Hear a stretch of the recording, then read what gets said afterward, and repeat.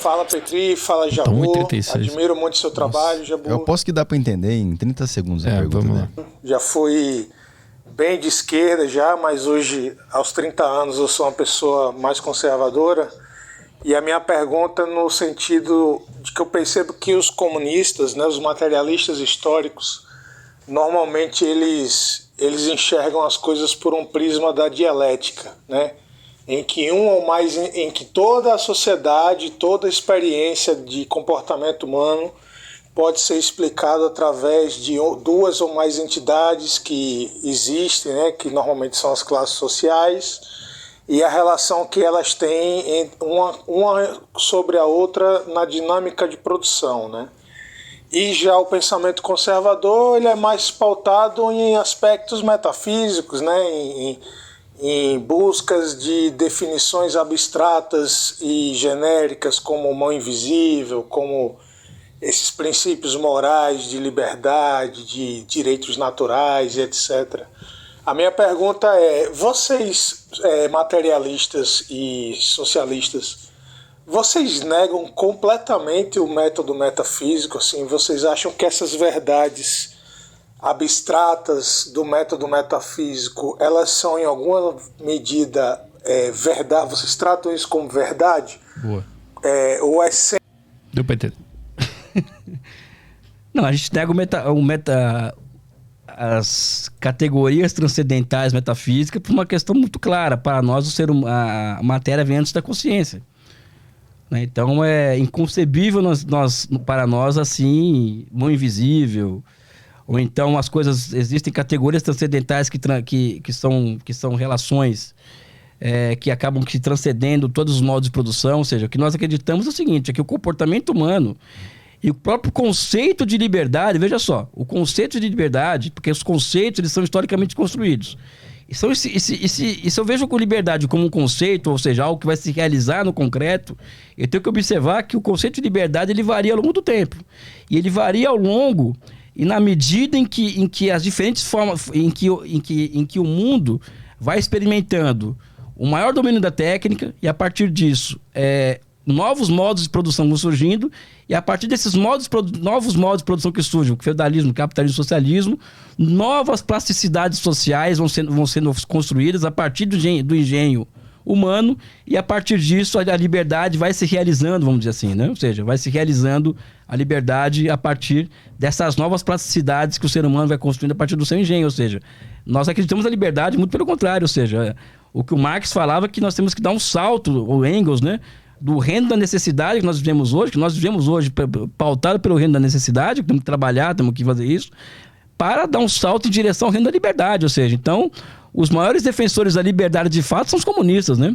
Até porque os comunistas nunca colonizou nenhum país africano, não temos um histórico de escravismo nas nossas costas, ou seja, por aí vai, né? Então existe um elemento metafísico no comunismo. Não, porque se nós pensamos a liberdade como uma categoria, um conceito histórico, isso não é metafísico. Mas por que chegar lá? Por que almejar essa liberdade? Não é questão de você almejar a liberdade. Eu vou usar outros termos aqui. É a possibilidade do ser humano... Uma das definições de socialismo, né, que eu trabalho, é a do ser humano ser capaz de ser senhor do seu destino. Uhum. Isso para mim é liberdade. Mas por que a gente tem que chegar nesse ponto? Nós não temos que chegar. É só uma aspiração, só isso. Por quê? Oi? Por quê? De onde vem essa emoção, essa vontade de fazer isso? Não é emoção. Porque se nós não conhecemos como funciona o capitalismo, ou seja, as suas leis de funcionamento, como funcionam os ciclos econômicos, toda essa engenharia que o Marx descobre no Capital, é impossível que nós, enquanto seres humanos, tenhamos condições de sermos senhores do nosso destino. Por quê? Porque nós vamos ser atropelados pelas leis da história. Eu entendo isso.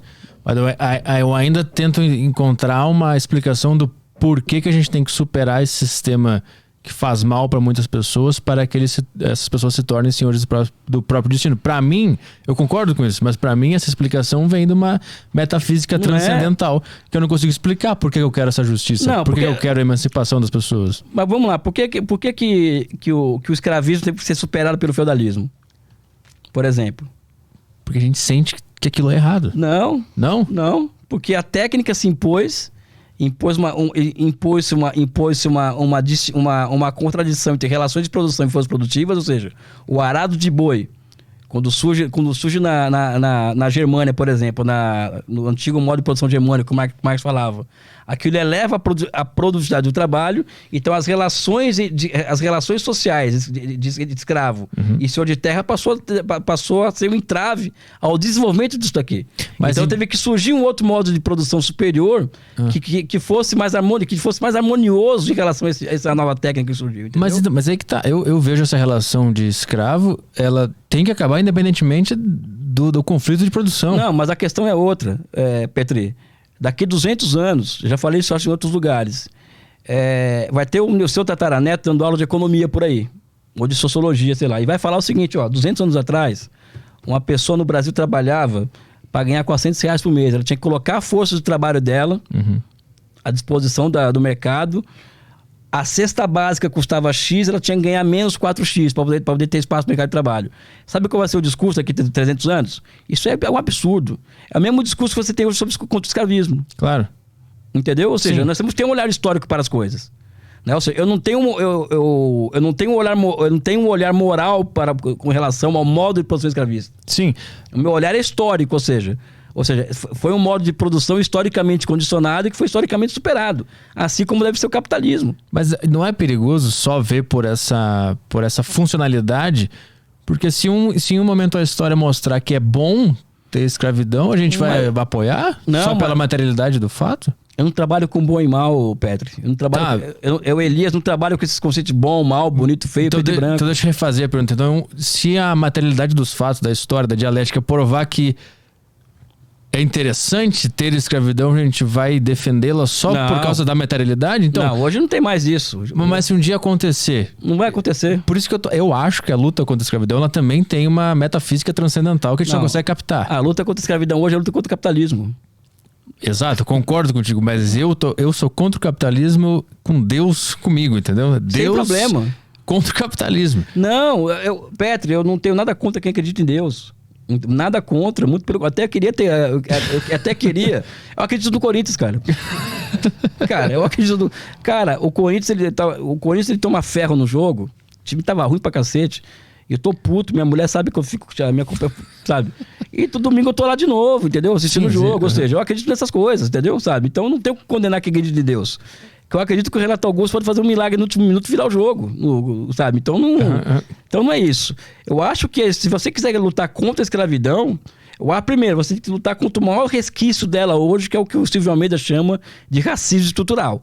Eu acho que isso é uma forma de você lutar contra o resquício escravista, que inclusive trava o desenvolvimento futuro do Brasil. Tá? Agora, a escravidão lato sensu, você quer enfrentar ela, você quer denunciar a escravidão, é o capitalismo. Sim, eu concordo com tudo isso, só que tu não consegue me comprovar cientificamente que a escravidão é errada. A gente consegue sentir que ela é errada e a gente luta contra ela. Mas se a gente mostra um cálculo matemático, uma prova científica que isso ou aquilo é errado, não tem como. É porque a sua subjetividade ela é produto da sua base material, entendeu? Quando mudar a base material, você vai alcançar um outro nível de compreensão das coisas. Essa que é a diferença.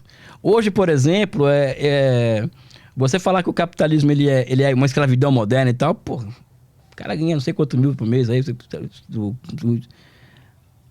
Mas né, pô? Não, mas quando você chegar num nível superior de consciência humana, porque isso vai demandar talvez um século, você vai chegar a essa conclusão, pô, é escravidão. Mas escravidão moderna. É escravidão. Sim. É escravidão no hábito, você tem escravidão de modo de beleza, de padrões de beleza, você tem uma série de escravidões. Sim. Né? Que estão aí, né? Eu concordo com tudo isso.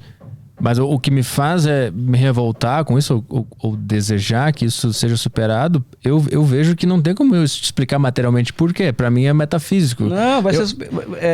cara, ou é socialismo ou barbárie. Eu concordo. Porque, assim, tu falou da China, por exemplo. A China erradicou a fome.